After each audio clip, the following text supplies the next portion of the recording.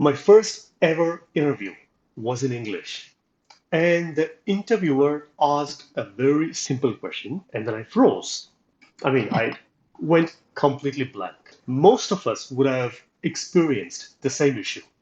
And Vinita is here today with us to share her interview experience, which I believe will be very helpful for us. Thanks, Sudhakar. Yes, I do remember my first interview, and it was college campus interview, again in English. I remember a question, if I may share. The interviewer asked me about how I would test a ketchup bottle. And I remember going through, oh, my parents would say, check the expiry date and like the basics. And I mentioned that.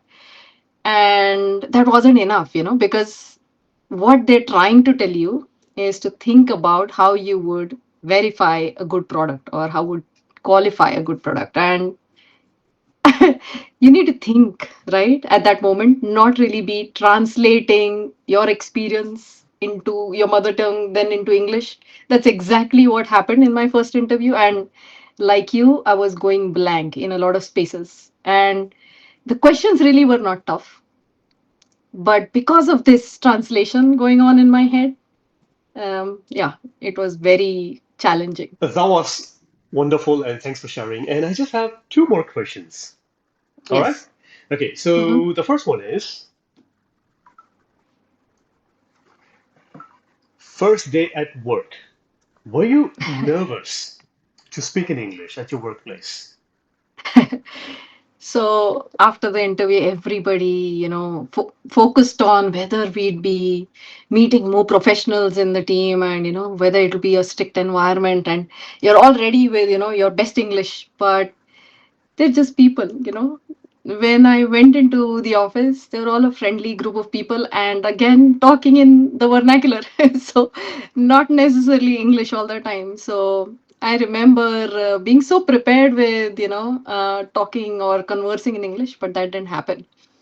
Uh, but I do remember, like any fresher, when it would come to conversing with our managers, we would switch to English, right? Yeah. So that does happen, and that's exactly what happened with me. I only spoke in English when it was time to talk to a senior member or a manager or a person of authority. But with colleagues, we continued talking in the local language. It wouldn't really occur to us that it would be better to talk in English. That's a good point. So you switch to English when you have to talk to your manager because that has to be a Yes. formal conversation, right? Yes.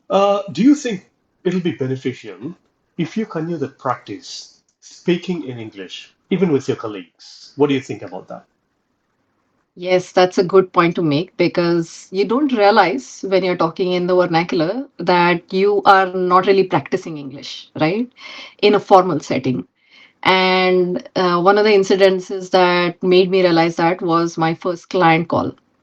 So we were usually the backend team. We wouldn't really converse with the client too much, but one of those days, the lead is absent and you need to back up for them. That's when I got into my first client call, and the client was Japanese, so they also, were not native English speakers, but it's always good to have a formal tone and, a polite conversation with them. I wasn't prepared for it. The first call, again, I'm freezing because I'm trying to gauge if what I'm saying is right, the words I'm using is right or wrong. And that's when I realized this is not a good idea, to continue talking to colleagues in a local language and then switching on to English just for client calls or talking to, senior leadership or managers, etc. So, yes, it's a good lesson learned, although the hard way, that it's always good to talk in English when you're at work. It just helps you practice spoken English. That's a fantastic point. Thanks for sharing. And yeah, I'll try to talk in English with my colleagues from now on. All All right. the best. Thank you. And I've just got one more question before we conclude this session. Brilliant. So you shared with us about why we have to use formal communication with your manager as well as your colleague.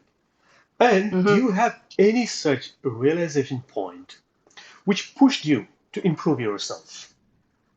Yes. So that call was a wake up, kind of reminder that, I need to still work on it. It's not done yet. My journey of learning English was not done yet. What I realized was, how do I now emulate, or who do I emulate Hmm. to understand what is formal spoken English, right? So, of course, then you start looking around, and I had great team leads, right, who were very good at, conversing in English, not just with us, but also with clients.